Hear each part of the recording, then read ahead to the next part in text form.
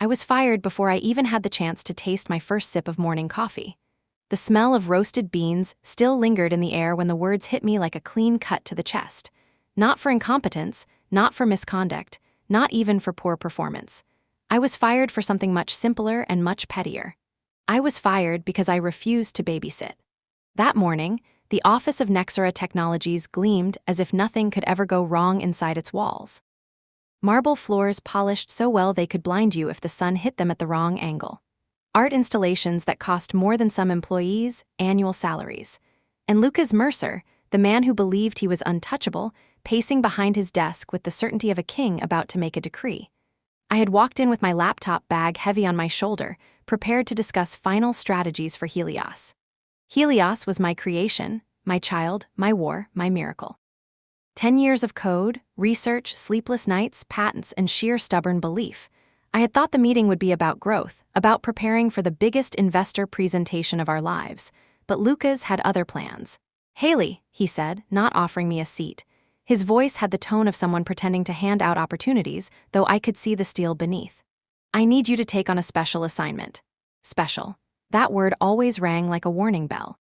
He went on to tell me about his niece, Claire Mercer, freshly graduated in digital storytelling, a master of Instagram filters, a darling of social media with hundreds of thousands of followers and a talent for posting inspirational quotes under sunset photos. And now, apparently, she was Nexora's new rising star. "She will be taking a leadership role in innovation," Lucas said, his polished shoes clicking against the floor as he moved. "I want you to train her, show her the ropes. Introduce her to Helios, maybe start with some basics, loops, functions, that sort of thing." For a moment, I thought it was a joke. My lips even twitched, almost ready to laugh, until I saw the flat seriousness in his eyes. 10 years. 10 years of building Helios into the most advanced natural language AI in the industry, and he wanted me to teach Claire Mercer what a for loop was. I chose my words carefully. I reminded him that I was running 17 critical projects, that our upcoming billion-dollar pitch required my full attention. I suggested someone from training would be better suited, but Lucas's face hardened. "This is the priority now," he said, cutting me off. "Claire is family. She is the future of this company." I felt something shift inside me. That cold awareness you get in battle when you realize the enemy has already made up their mind. I straightened my spine, felt the weight of my laptop bag pressing against my shoulder like a silent ally.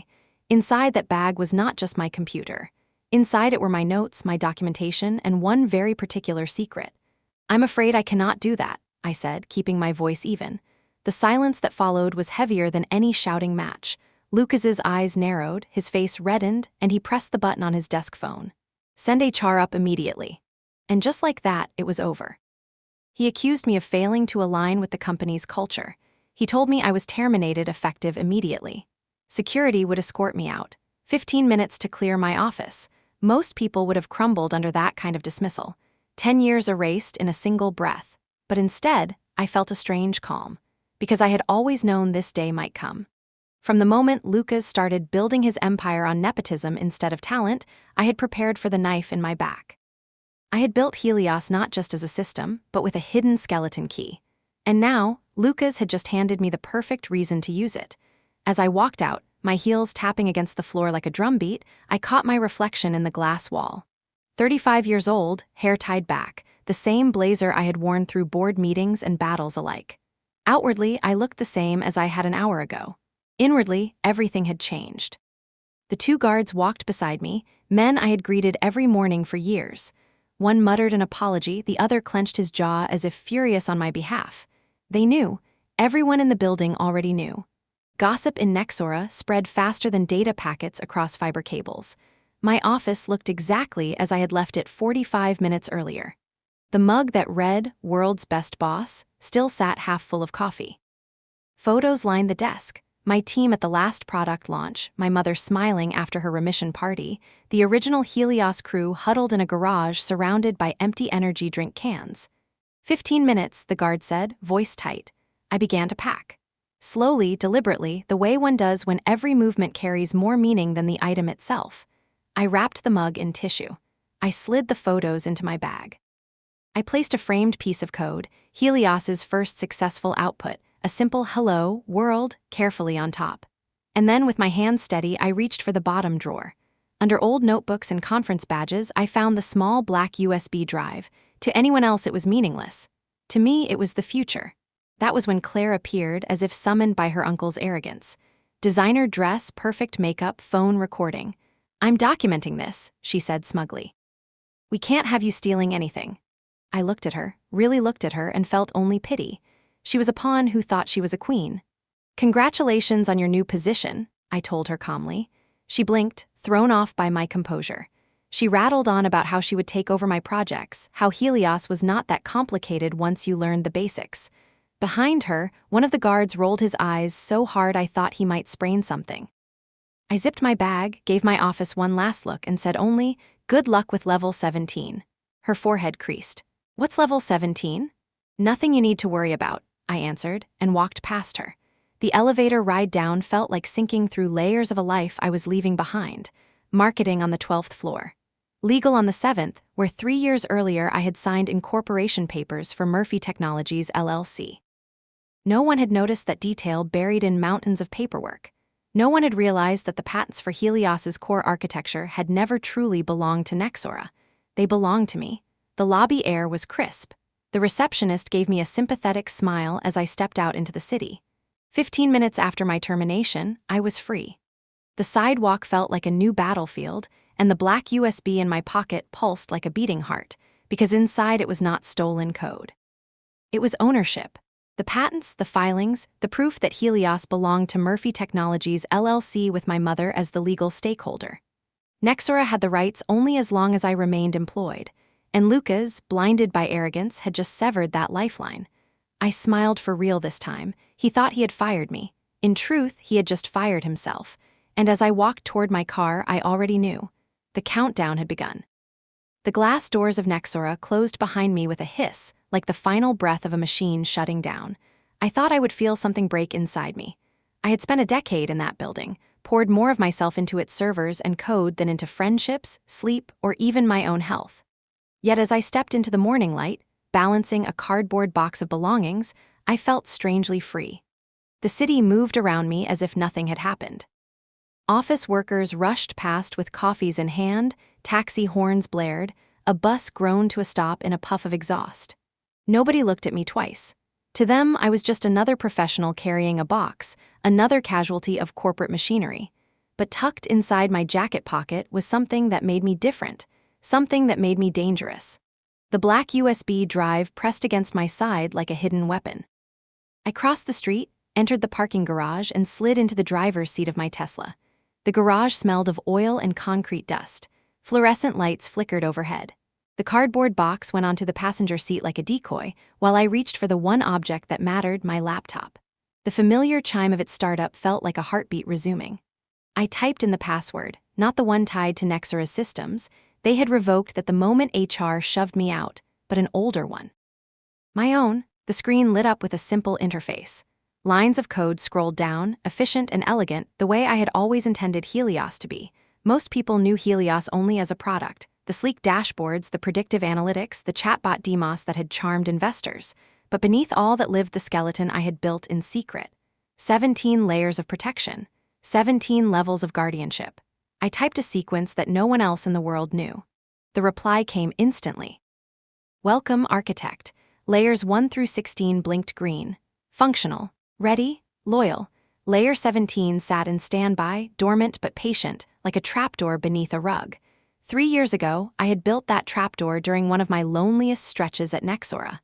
I remember nights when I worked until dawn, the building empty except for the hum of servers. I knew then that Lucas Mercer was a man who saw talent as replaceable. I knew the day might come when he would discard me the same way he discarded so many before me. So I prepared. Layer 17 was not code that could be hacked or deleted. It was logic itself. If my employment ever changed from active to terminated without a proper handover, Helios would demand licensing verification from Murphy Technologies LLC. If that verification did not arrive within 90 minutes, Helios would shut down, blind and deaf, refusing all access attempts until the legal dispute was resolved. I stared at the screen, watching the green indicators pulse softly. My fingers hovered over the activation key. Once I pressed it, there would be no undoing. Nexora would walk into that investor demonstration thinking they held power, only to discover that power had been quietly withdrawn. I thought of Claire, her smug voice accusing me of theft while she live-streamed my humiliation. I thought of Lucas, his words cutting like ice as he told me I was finished. I thought of every late night my team and I had worked, every ounce of loyalty I had poured into a company that now tossed me aside like obsolete hardware. And I pressed enter. Employment status change detected. Initiating licensing verification protocol. Countdown initiated, 08:59. The numbers began to fall. Each second a drumbeat, 89 minutes until Helios slipped from Nexora's grasp forever. I closed the laptop and leaned back, breathing deeply. My reflection in the rearview mirror looked calm, almost serene. Outside, the city carried on as if nothing monumental had just happened. That made me smile. The best revolutions always began quietly. My phone buzzed. Janet, my lead developer, heard what happened. This is insane. The team is furious. Ready to walk if you give the word. Not yet, I typed back. Watch the 9:30 demo. Her reply came almost instantly. What did you do? Nothing, I wrote, just letting nature take its course. 3 dots pulsed on the screen, then disappeared. She understood enough to stay quiet. I pulled the car out of the garage, merging into the stream of traffic. The city looked different now. Not hostile, not overwhelming. It looked like an arena. Every building was a player. Every billboard, every blinking traffic light was part of the stage.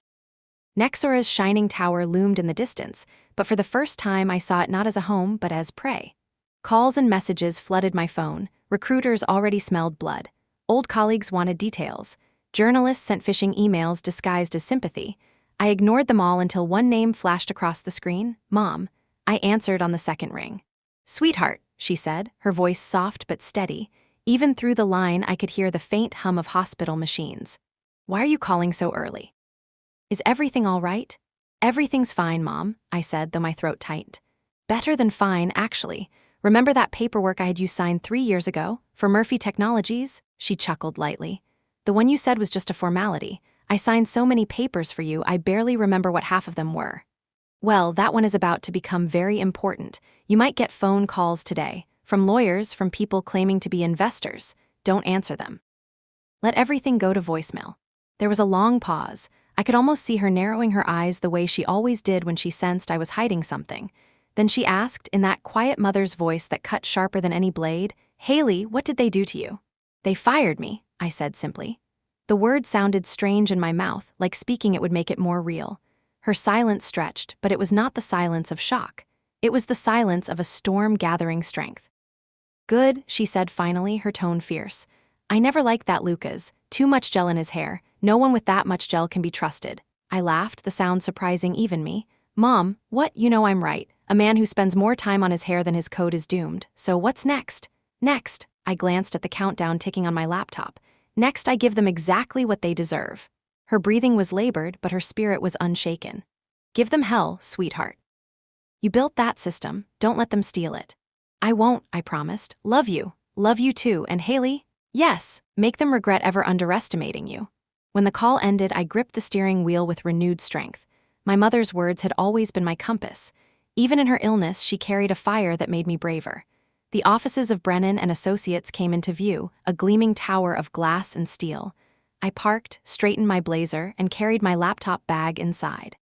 The lobby smelled faintly of citrus polish, the kind that hinted at both wealth and precision. The elevator carried me to the 23rd floor, where Thomas Brennan himself waited. His handshake was firm, his eyes alive with interest. He had been the one to help me form Murphy Technologies LLC years ago, burying its incorporation papers deep within a maze of subsidiaries so no one at Nexora would notice. Ms. Murphy, he said, smiling slightly. I heard about your change in employment. Shall we discuss your options? I followed him into his office. Floor-to-ceiling windows framed the skyline, and in the distance I could see Nexora's headquarters rising like a monument. Somewhere in there, Lucas was probably rehearsing his pitch. Claire was rehearsing her smile for the camera.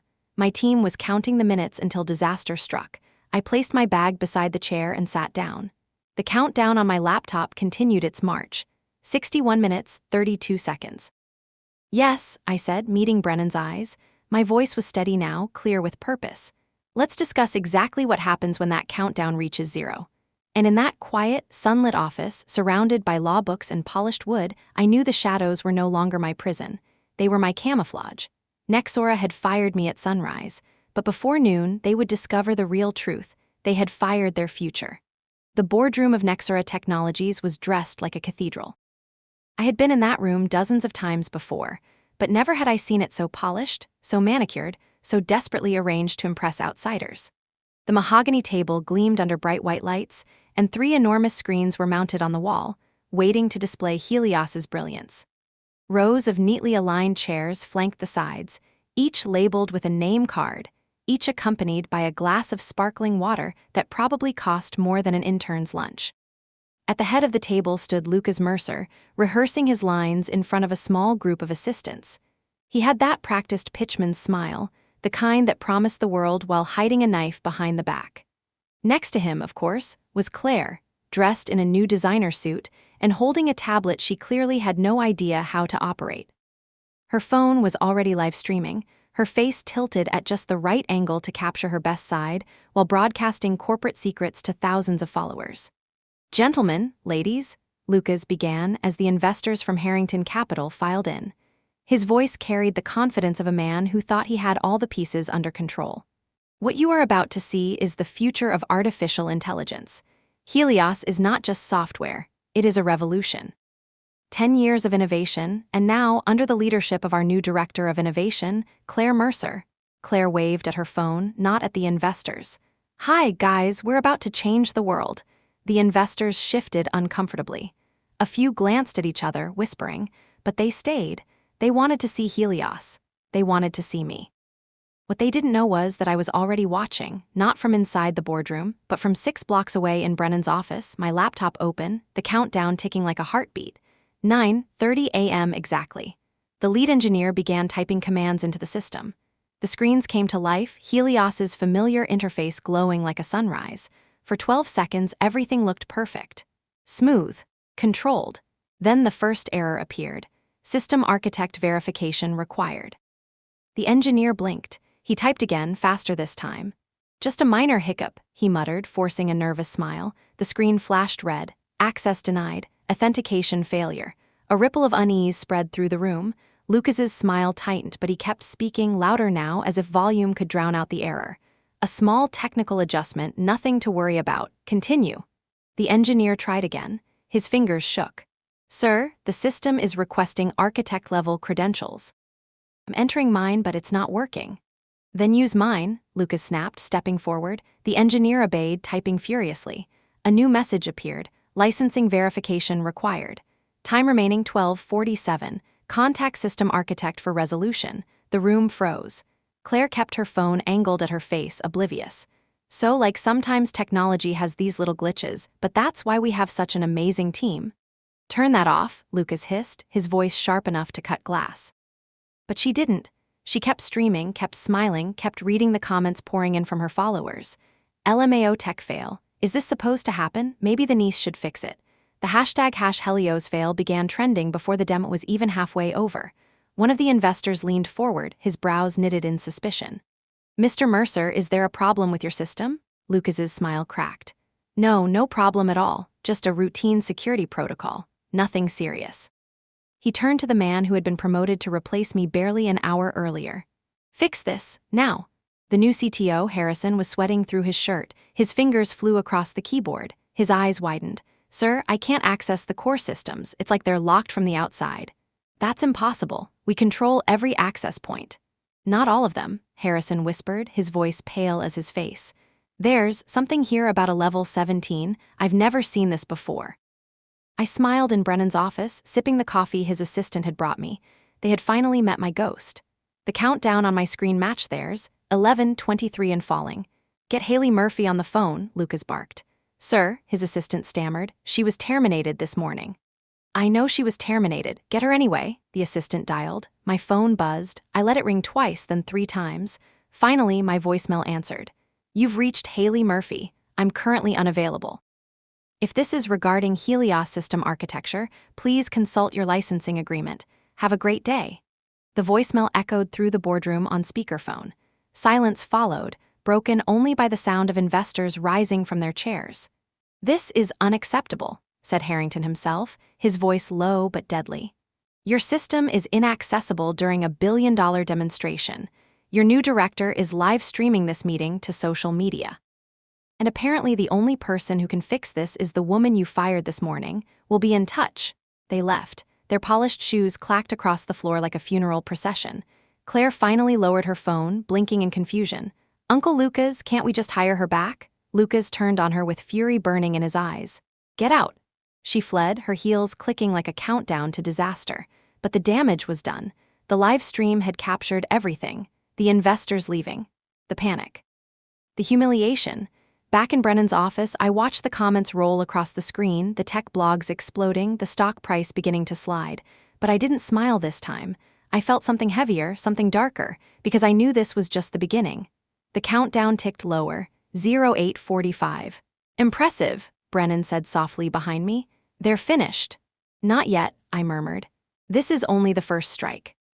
Because what Lucas and his board didn't know, what even Brennan didn't know, was that Layer 17 wasn't just a lockout. It was a doorway. And someone else was already standing on the other side, waiting. The boardroom dissolved into chaos after the investors walked out. Voices rose, overlapping like a storm crashing against steel.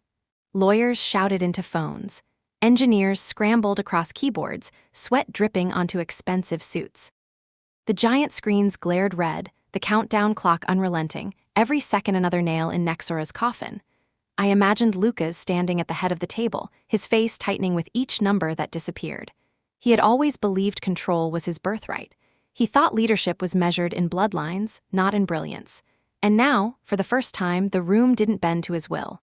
Harrison, the poor man who had inherited my role, looked like a ghost already. "Sir, the licensing verification is unusual. The system is asking for confirmation from an entity called Murphy Technologies LLC. Lucas barked. "What the hell is that? We own Helios. We paid for Helios." "No," Harrison whispered, his fingers trembling. "You licensed Helios. The patents, they aren't filed under Nexora." A wave of silence swept the room. I could almost hear the sharp inhale of every executive present, like the collective breath before a scream. Lucas slammed his hand against the table. "You're telling me our entire system, the foundation of this company, is registered to some shell company I've never heard of?" "Yes," Harrison croaked. "And it looks like the license was conditional on the continued employment of the architect. Conditional on Haley Murphy." My name in that room, my ghost hovering over their panic, must have tasted like poison. Claire, bless her clueless heart, broke the silence with the worst possible line. "So why don't we just, I don't know, hire her back? Like call her and say sorry? People do that all the time." The look Lucas gave her could have frozen fire. He didn't need to say another word. She turned pale, grabbed her designer bag, and bolted from the room. But her phone, still buzzing with notifications, told the truth. The damage was already viral. Screenshots of the error messages were circulating online. Tech bloggers were dissecting the implications in real time. Twitter's trending column read like my private victory parade. "Helios fail, #Nexora crash, bring back Haley." Back in Brennan's office, I scrolled through the flood of reactions. Some mocked Nexora, some speculated on Helios's real ownership, some painted me as a shadowy mastermind. The irony was that none of them were wrong. I leaned back in the leather chair, letting the chaos wash over me from a distance. The countdown on my screen read 07:38. Soon the system would shift into full protective mode, cutting Nexora off completely. Their billion-dollar valuation, their stock price, their future, it would all vanish in the time it took to boil a kettle.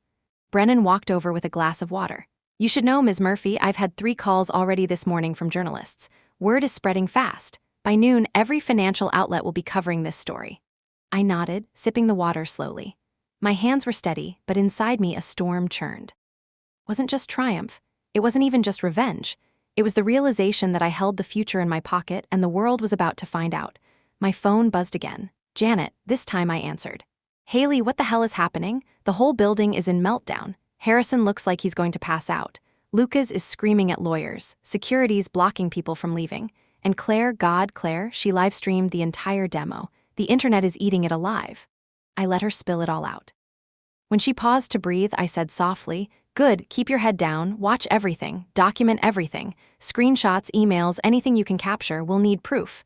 "You sound so calm," Janet whispered, "like you expected this." I did. I glanced at the clock. 07:02.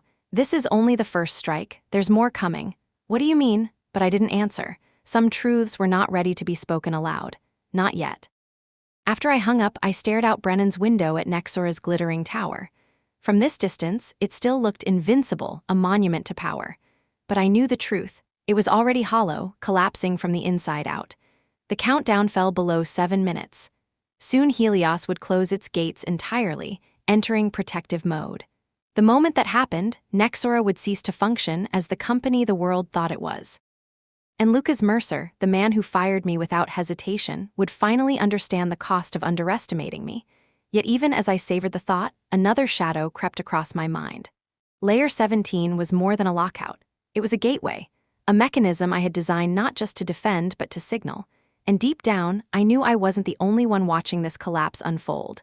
I folded my hands together, steadying myself. The first strike had landed. The world was shifting. But the real game had only just begun. The first strike had landed, and Nexora was bleeding. The investors had walked out, the stock price had begun to wobble, and the boardroom smelled of panic. But Lucas Mercer was not the kind of man who accepted defeat quietly. He would claw, he would cheat, he would burn the ground beneath his feet if it meant salvaging his throne. And sure enough, barely half an hour after the failed demo, my laptop lit up with activity. Unauthorized access attempts. Hundreds of them coming from scattered IP addresses around the world. Some traced to Romania, some to Malaysia, others bouncing through servers in Russia and Belarus. My lips curled in a smile. Lucas had gone shopping in the dark alleys of the internet. He had hired mercenaries, the kind of hackers who sold their services by the hour, who promised miracles for a fee wired in cryptocurrency. Predictable, I muttered, adjusting the brightness on my screen. Brennan glanced over from his desk. They're trying to break in already? Yes, I said, fingers flying across the keyboard. But they're not breaking in, they're knocking on a door that doesn't exist. Layer 17 wasn't just encryption. It wasn't a lock that could be picked. It was logic itself. Without proper verification, Helios didn't even acknowledge its own existence. To the hackers, it must have felt like trying to hack smoke.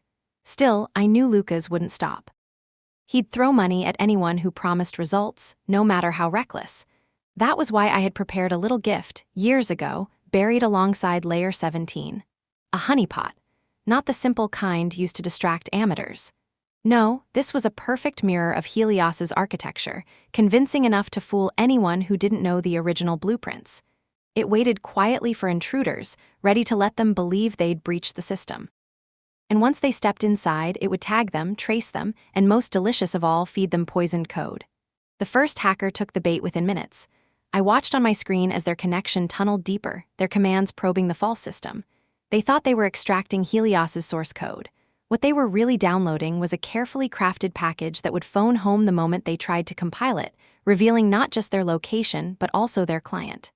"Got you," I whispered. My phone buzzed. Janet again, her voice hushed like she was hiding in a closet. "Haley, it's chaos here.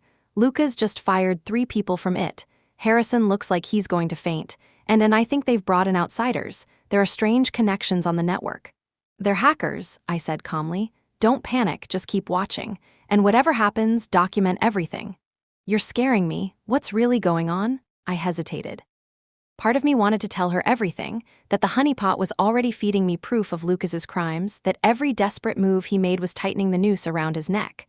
But another part of me knew it was too soon. "Trust me," I said instead. "You'll understand soon." I hung up and turned back to the laptop. The honeypot was humming with activity now. More attackers had joined, each convinced they were cracking Helios wide open. Their commands scrolled down my screen, a chaotic mix of bravado and ignorance. Then came the proof I had been waiting for. An email notification popped up, forwarded by the honeypot itself. The sender, Lucas Mercer's personal account. The subject, payment confirmed. The body, 50K transferred to CryptoGhost for emergency system recovery. Delete this thread. I stared at the screen, my pulse quickening. There it was. Evidence of wire fraud, securities fraud, computer fraud. Enough to bury him in legal hell for years. Brennan leaned over my shoulder, whistling low. "That's damning." "It's just the beginning," I said, because the real beauty of the honeypot was still to come.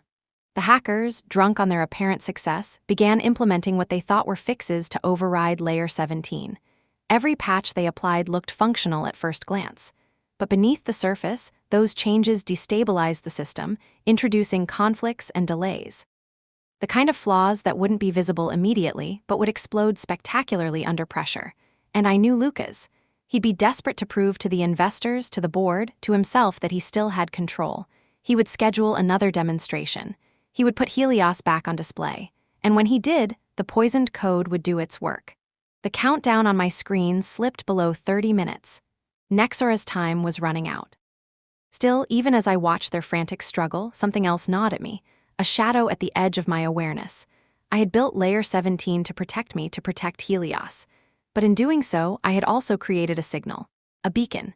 And the more I stared at the data, the more convinced I became that someone else, somewhere out there, was listening to that signal. The thought chilled me, even in my victory. Because if I wasn't the only architect in the shadows, then who was? The false version of Helios bloomed with life, its artificial architecture a maze of shiny corridors designed to confuse, mislead, and seduce intruders. I sat back and watched the mercenaries wander deeper, leaving fingerprints everywhere. Every command they issued was logged, every movement traced, every line of stolen code carefully poisoned. The honeypot wasn't just a trap. It was a story. A performance I had written years ago, waiting for its first audience. And now, in their arrogance, Lucas and his hired ghosts were applauding it with every keystroke. My phone buzzed with a new text from an unknown number. "Nice try with the fake system. We're not amateurs." I smiled and typed back. "Check your compile logs." There was a pause, then another message. "Who is this, the architect?" Silence. And then, almost on cue, several of the intrusions winked out of existence, severed abruptly, as if the hackers had realized they'd been caught with their hands in a trap. It was too late. The beacon had already triggered. Their locations, their identities, even the evidence of payment trails, all of it was streaming into my secure server. I leaned forward, scanning the data. Some were kids playing soldier with scripts they barely understood. Others were professionals for hire. But one cluster of IPs caught my attention. They weren't bouncing through random nodes. They were precise, deliberate, organized, almost military. Brennan noticed the change in my expression. "What is it?" "Not Lucas's amateurs," I said quietly. "Someone else, someone smarter. They knew about Layer 17, or at least suspected it. They didn't buy the surface illusion as quickly as the others." "Competitors?"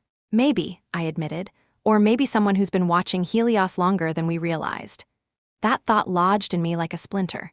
For years, I had believed I was the only one shaping the deeper architecture. But what if I was? What if another set of eyes had been waiting for this very moment, the way predators wait for prey to stumble? The countdown ticked lower. 1945. On Nexora's end, the scene was unraveling. Janet whispered updates through quick calls whenever she could sneak away. Lucas had raged so violently that he had thrown a laptop across the boardroom. Harrison had nearly collapsed. 3 mid-level managers had resigned on the spot, walking out with their resignation letters scrawled by hand. And Claire, dear, oblivious Claire, had tried to go live again, only to have her phone physically yanked from her hands by security. "It's like watching a dam crack," Janet whispered on the latest call.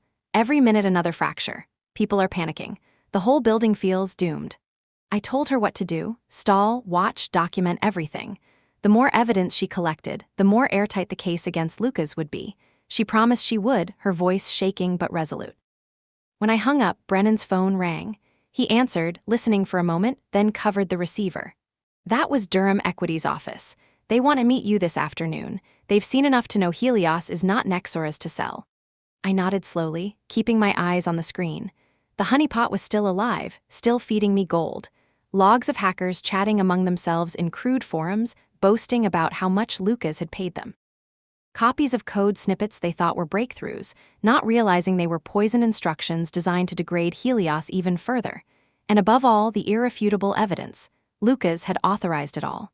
Another email forwarded itself into my inbox. This time the subject line read, "Urgent, additional 25K transferred. Prioritize patch immediately." The desperation in his words practically bled through the text. I saved the evidence into a separate encrypted drive. "Every time he pays them," I told Brennan, "he digs his own grave deeper." "Good," Brennan said simply. The countdown slid into single digits. 0957. On my screen, the honeypot began its final act. The hackers thought they had delivered a patch that would restore full access. Lucas, no doubt, was standing behind them, ready to crow about his victory. And for a moment, it would look like they had succeeded. the system would flicker alive. The countdown would vanish. Harrison would probably exhale in relief, and Lucas would force a smile, already imagining the headlines about a triumphant recovery. But then the poisoned code would reveal itself. Latency would creep into the system. Queries would hang, processes would misfire, memory leaks would pile up. And the heavier the load, the more Lucas tried to prove Helios's stability, the more spectacularly it would collapse. I almost pitied him. Almost. But as I watched, my smile faded. Because nestled among the chaotic chatter of the hackers was a single line of code I didn't recognize. Not from Nexora, not from me. It was subtle, almost hidden. A listening routine, tiny but elegant, woven into the noise. And the signature on it, an encryption style I hadn't seen in years, made my stomach drop. Someone else was here. Someone who knew Helios as intimately as I did. I closed my laptop slowly, my reflection caught in the dark screen. The game had just shifted. Lucas thought I was his enemy. But the real question was, who else was playing this war from the shadows? The numbers on my screen hit 0 at exactly 10:47. The moment felt almost ceremonial, as if the universe itself had been holding its breath, waiting for this second. Helios entering protective mode. All access revoked. For licensing inquiries, contact Murphy Technologies LLC. The message glowed in sharp white letters against black, simple and absolute. My heart clenched. For 10 years I had fought to keep control of my creation, even while pretending to serve a company that thought it owned me. Now Helios had come home. Brennan sat across from me, hands folded. He was a man who had seen countless corporate collapses, yet even he looked impressed. "It's over for them," he said. "You've cut the veins, they can't breathe without you." I leaned back, exhaling slowly. "It's not over yet. This is only the point of no return." He nodded, watching me with that sharp lawyer's gaze. He understood. Killing Nexora outright wasn't the goal. The goal was to make them face the consequences, every arrogant decision, every betrayal of trust. My phone wouldn't stop vibrating. Calls stacked on top of calls. News alerts poured in. Screenshots of the demo failure were spreading like wildfire across Twitter and Reddit. Financial analysts were already speculating on air. The media didn't wait for confirmation anymore. It fed on spectacle. Headlines scrolled across my notifications. Nexora's billion-dollar demo ends in disaster. Stock plummets 19% as Helios lockout sparks panic.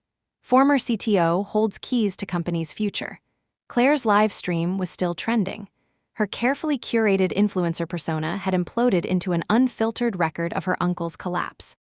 Millions had watched in real time as Lucas screamed, as Harrison sweated bullets, as investors rose from their chairs and left without looking back. I couldn't help a smile. I hadn't even needed to publish my side of the story. Nexora had broadcast their humiliation for me.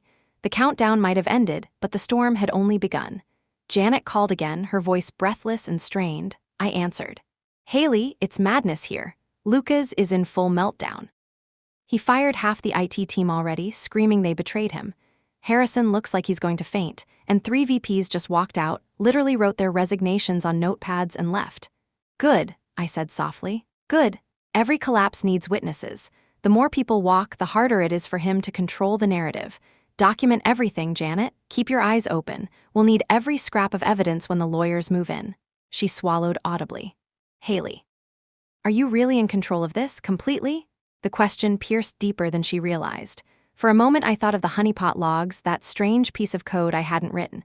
The shadow I could feel but not see, but I pushed it down. "Yes," I told her. "Trust me." When the call ended, I felt the weight of her faith settle onto my shoulders. Janet wasn't just a colleague. She had stayed up with me at 3 in the morning debugging lines of impossible code. She had believed in Helios when it was nothing more than a dream scribbled on whiteboards. If I failed, I wouldn't just fail myself, I'd fail her, and I couldn't allow that. By noon, the financial markets were in freefall. Nexora's stock dropped another 9%, dragging competitors down in sympathy. Reporters gathered outside their headquarters like vultures circling a dying animal. Employees streamed out for lunch breaks only to be ambushed with cameras and shouted questions. And me. I sat in Brennan's office, calm and steady, while the world tilted. Because for once, the chaos wasn't mine to manage. It was theirs. By early afternoon, the phone in Brennan's office rang with the kind of urgency that made even seasoned lawyers straighten in their seats. Clara Renner was on the line. Within the hour, we were in her corner suite at Durham Equity's headquarters, surrounded by glass walls that overlooked the city like the prow of a ship. Clara didn't waste time on pleasantries. She gestured for me to sit, then slid a stack of documents across the table. Her manicure was perfect, her expression sharp enough to cut glass. "Our legal team has been digging since 10 this morning," she said. "Every critical patent tied to Helios traces back to Murphy Technologies LLC. Nexora has been licensing technology it never owned." The words landed like a gavel. "Lucas has already called me 3 times," she continued, sipping coffee as if discussing the weather. "He insists the filings are fraudulent. He insists you acted in bad faith." I met her gaze without flinching. Every filing was legal, every disclosure was documented. He had 3 years to review the structure. His negligence is not my crime. For a long moment she studied me, weighing my resolve. Then she leaned back, almost smiling. "Good, because Durham Equity doesn't invest in victims. We invest in vision. The question is simple. What do you want, Ms. Murphy?" I let the silence hang. My mind spun through possibilities, revenge, money, freedom, but the answer crystallized with surprising clarity. "I want to build the company Nexora should have been," I said. "Transparent, ethical, no nepotism, no corruption. Helios deserves to be more than a bargaining chip. It deserves to change the world." Clara tapped the table thoughtfully. "And if we back you? Then we build Helios Global Systems. Durham provides capital and reach. I bring the technology and the team that created it. Together, we take everything Nexora thought it owned and turn it into something unstoppable." For the first time that day, I saw Clara truly smile. "Then let's begin." The rest of the afternoon blurred into contracts, clauses, signatures, and strategy. While Brennan and Clara's lawyers carved legal pathways, I fielded message after message from my team. Janet had convinced most of the core developers to stay put until I gave the signal. David, my senior architect, was furious at Nexora but willing to wait. Even Sarah, the database engineer who rarely spoke up, sent me a short text. "If you go, I go." Each message steadied me. Each one reminded me that Helios wasn't just mine. It belonged to the people who had built it with me, line by line, night after night. At 3:47 p.m., the paperwork was done. Helios Global was no longer just a dream in my head. It was an entity on paper, backed by Durham's billions. Tomorrow morning, it would be announced to the world. When I stepped out of the office, the city air smelled different, lighter, as if the buildings themselves knew the tide had shifted. Nexora was collapsing. I was rising. That evening, I called my mother. She answered with a chuckle. "Sweetheart, I had the strangest call today. Some man named Lucas. He sounded frantic. Offered me $10 million for some paperwork I signed years ago. I told him no. Then I told him his hair gel was showing up on the video call. Very unprofessional." I laughed so hard I had to press a hand to my ribs. "Oh, Mom," her voice softened. "I may be sick, but I'm not stupid. I knew what those papers meant, even if you pretended it was just a formality. You protected us both. Now tell me what happens next." I told her everything about Clara, about Durham, about Helios Global. She listened quietly, and when I finished, she said simply, "Good. You've given them hell, now build something worth keeping." Her words settled into me like steel. That night, as the city glowed with office lights and car headlights, I stood at my apartment window and watched Nexora's tower in the distance. From this angle, it looked steady, even eternal. But I knew better. Inside, Lucas was raging. The board was panicking. Employees were updating resumes. And somewhere deeper, hidden in the digital veins of the honeypot, that strange line of code waited. Layer 17 had done its job, locking Nexora out and restoring control to me. But it had also sent a signal. Someone else had touched Helios. Someone who knew enough to hide a signature I hadn't placed there. The thought lingered as I turned away from the window. Lucas Mercer wasn't my only enemy. He was just the loudest one. The real war, I knew, was still waiting in the shadows. The next morning felt like standing at the eye of a storm. By the time the sun had risen, the headlines had already consumed the world. Every news network replayed clips of Nexora's humiliating collapse. Lucas raging, investors leaving, Claire fumbling with her phone. The internet had turned their shame into entertainment. Memes flooded timelines. Commentators debated what this meant for the future of AI. And in every discussion, one name surfaced. Mine. Who is Haley Murphy? The woman who pulled the plug on a billion-dollar empire. The architect who outsmarted her own company. I should have felt triumphant. Instead, I felt the tension of a bowstring pulled to its limit, because I knew Lucas. He wasn't going to vanish quietly. He would fight until the very moment he broke apart. At 9 o'clock sharp, Nexora announced an emergency demonstration. The press release was full of bravado. Nexora Technologies is proud to announce that the Helios platform has been fully restored. Yesterday's temporary issues have been resolved. Today's live demo will reaffirm Nexora's leadership in AI innovation. It was a bluff, a desperate move meant to convince shareholders the ship wasn't sinking, but the leaks were already too wide. From our temporary base at Durham's Tower, my team gathered in front of a giant screen. The floor was unfinished, wires exposed, desks borrowed from storage, yet the air vibrated with anticipation. Janet hunched over her laptop. David leaned forward, fingers twitching. Sarah sat with her eyes glued to the feed, as if trying to absorb every pixel. "Do you think he'll actually try to run Helios?" Janet asked. I nodded. "He doesn't have a choice. The investors are already circling for blood. If he doesn't show anything, Nexora collapses before the day ends. And if he does, then we watch," I said softly, "and let gravity do the rest." At 10 a.m., the live stream began. Nexora's auditorium gleamed with artificial polish, but the tension was palpable. Rows of employees filled the seats, their faces taut with unease. Analysts and journalists sat near the front, tablets ready, cameras rolling. Lucas stepped on stage in a dark suit, his smile stretched thin. He looked the part of a CEO, but I saw the cracks, dark circles under his eyes, a slight tremor in his hand. Harrison followed, clutching a tablet so tightly it looked like it might shatter. "Ladies and gentlemen," Lucas began, his voice loud but brittle, "yesterday's disruption was unfortunate but minor. Today we will show you what makes Nexora the undisputed leader in AI. Helios is stronger than ever." Polite applause followed, hesitant, obligatory. Harrison launched the demo. For the first few minutes, it worked. Commands produced answers. Data queries returned polished results. Lucas's smile grew. He leaned into the illusion, painting himself as a savior who had fixed everything overnight, but I knew the poison I'd left behind. At minute 5, the first hiccup came. A command stalled for 2 seconds before answering. Harrison swallowed, covering it with a nervous laugh. Lucas brushed it off, insisting it was normal latency. At minute 7, queries began to freeze. The interface lagged, then glitched. Harrison's face paled. Sweat pooled at his hairline. And at minute 10, the system collapsed completely. The screens filled with red text, cascading errors no one could stop. Critical failure detected. System integrity compromised. Contact licensed architect for recovery. The auditorium gasped. Reporters surged forward. Investors whispered furiously. Cameras zoomed in to capture every line of failure. I leaned back in my chair, hands folded, watching my former company implode on live television. Then, through the noise, came a voice no one expected. "Uncle Lucas, stop lying." The camera swung. Claire Mercer stood near the stage, but for once her phone wasn't in her hand. Her voice trembled, but her words carried. "You set me up," she said, her eyes locked on her uncle. "You used me as your excuse to get rid of the only person who actually built Helios. You told everyone I was the future, but you never wanted me to succeed. You just wanted control." The entire room froze. Even through the screen, I could feel the shift. Claire wasn't performing. She wasn't live streaming. She was confessing. "You fired Haley because she refused to play along," she said, her chin trembling but lifted high. "But Helios isn't yours, Uncle Lucas. It never was, and everyone here knows it now." For a moment, the silence was absolute. Then the murmurs began, investors, journalists, employees whispering furiously.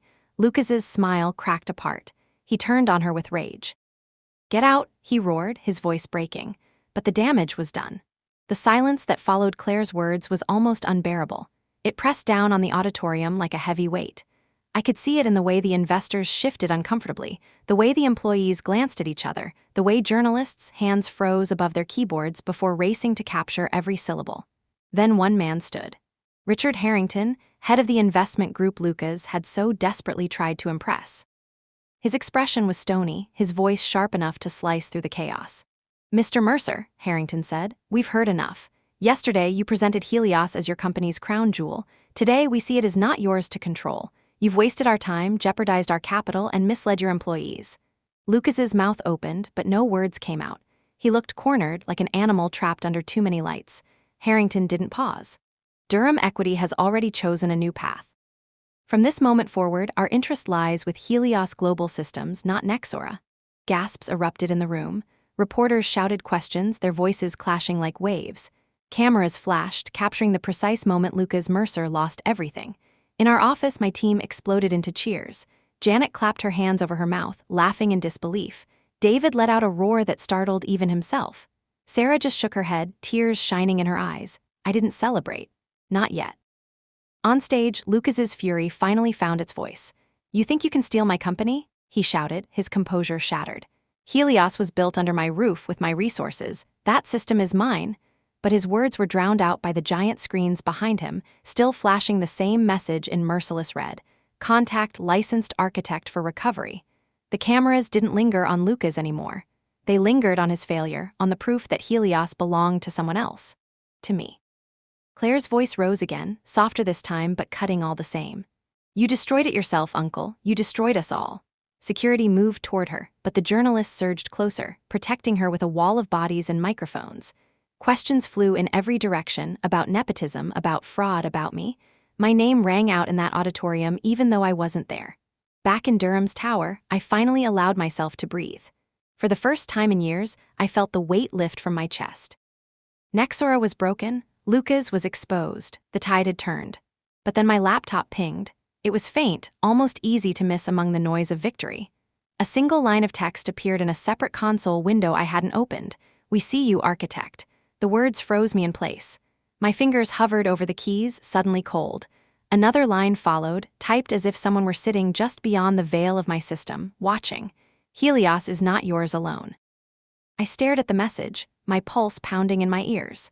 No IP trace, no signature, just that same elegant encryption style I had glimpsed in the honeypot logs the day before. A signature that didn't belong to me. Someone else was here. Someone who knew Layer 17, who had been waiting in the shadows for this exact moment. The office around me buzzed with laughter and cheers, my team celebrating the collapse of Nexora, the birth of Helios Global. None of them noticed the way I sat frozen, staring at that message.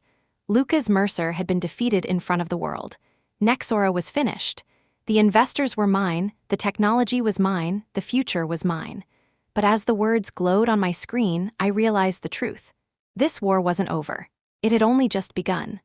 The morning after the failed demonstration, Nexora's tower stood like a mausoleum in the skyline. Its glass walls reflected the rising sun, but inside the company was crumbling. News helicopters circled overhead. Reporters crowded the sidewalks.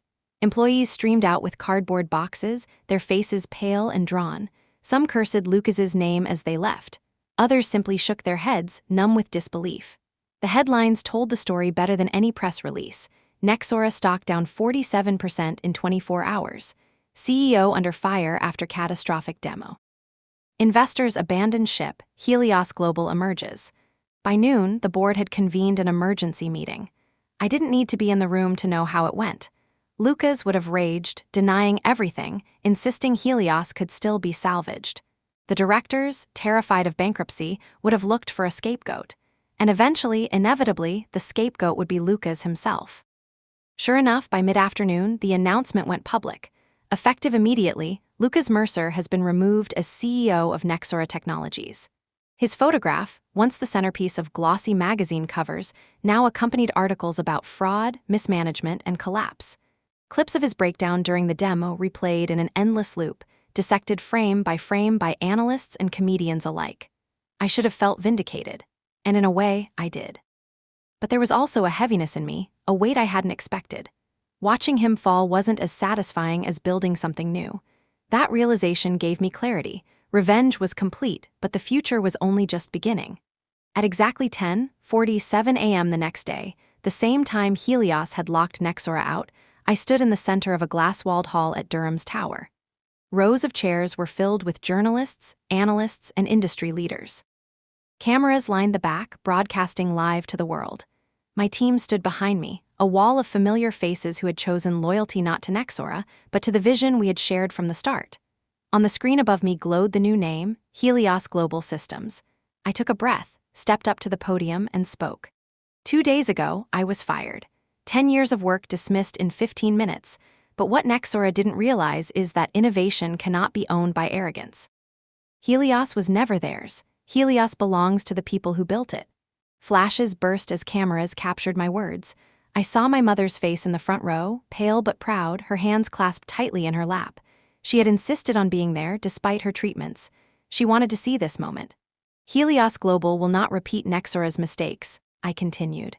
We will not exploit talent, we will not sell trust for profit, and we will not trade integrity for short-term gain. We will build tools that empower, not enslave, that protect, not exploit, that serve humanity, not destroy it. The applause was thunderous. My team's faces glowed with pride. For the first time in years, I felt not like an employee fighting for survival, but like a leader shaping something real. Then Clara Renner joined me on stage. Together, we signed the contracts that formalized Durham's investment. The ink had barely dried when the stock tickers across financial networks lit up. Durham Equity invests $1.3 billion in Helios Global Systems. And just like that, the future shifted. Of course, Lucas didn't vanish entirely. That evening, my phone lit up with a message from an unknown number. "You've destroyed everything I built. I hope you're satisfied." I stared at it for a long time before replying. "You destroyed it yourself the moment you chose nepotism over merit. I just refused to drown with you." 3 dots blinked, then vanished. Finally, a new message appeared. "The board is negotiating. They're willing to remove me permanently if you'll come back. Nexora can still be yours." I almost laughed. The offer would have tempted me months ago, maybe even weeks ago. But now it felt pathetic. Nexora was ashes. Helios Global was fire. "Too late," I typed back. "You'll have to find someone else to babysit Claire." Then I blocked the number. The celebration that followed the launch of Helios Global was unlike anything I had ever experienced. My team toasted with champagne in plastic cups. My mother hugged me, whispering, "You did it, sweetheart, you did it." But beneath the joy, I felt the chill of unfinished business. That night, alone in my apartment, I opened my laptop. I expected congratulatory emails, investor notes, press inquiries. Instead, I saw a new message waiting in the console window that no one else should have access to. "You lit the signal." We were waiting, my breath caught. Another line followed. "Helios was never yours alone. Layer 17 belongs to us too. No IP address, no trace. Just that same elegant encryption style, unmistakable and terrifying." I closed the laptop slowly, my reflection faint in the black screen. The world thought Nexora was the enemy, but Nexora was only the prologue. The real enemy was still hidden, watching, waiting. And I had just declared war on them without even knowing their name.